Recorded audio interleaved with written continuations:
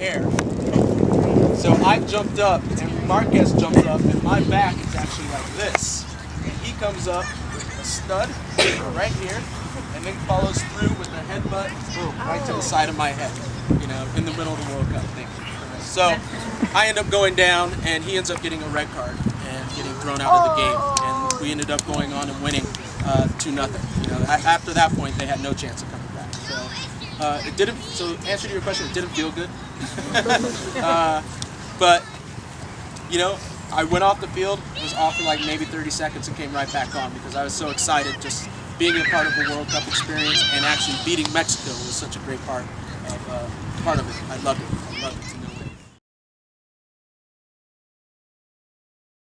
It was Haiti, right?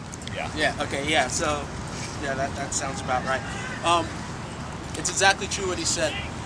The teams that you look back on and that you have the best memories and you actually want to get together with those guys are usually the ones that you've been very successful with.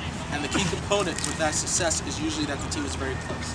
And it's like Frankie said, it is that bonding that you have on and off the field.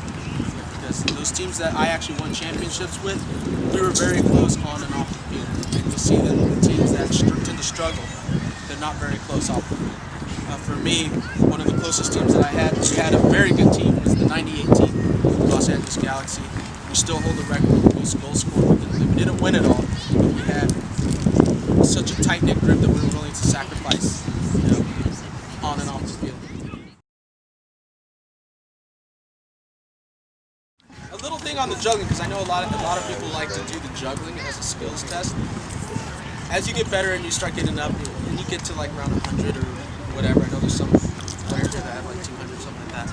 Yeah. The big thing is now that I would like you to challenge yourself with, instead of just juggling as many as you can, is do controlled juggling now.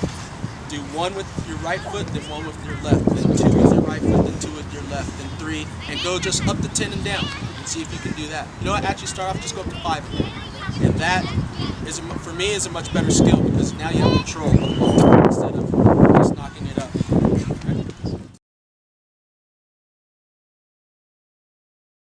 Something that I failed to mention is that I never made a national team as a young player.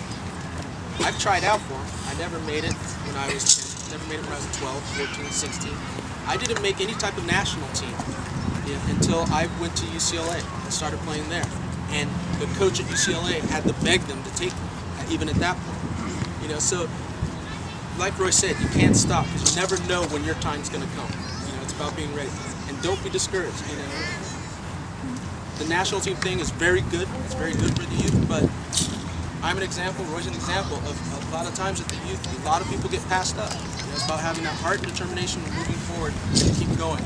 And you never know where you can end up.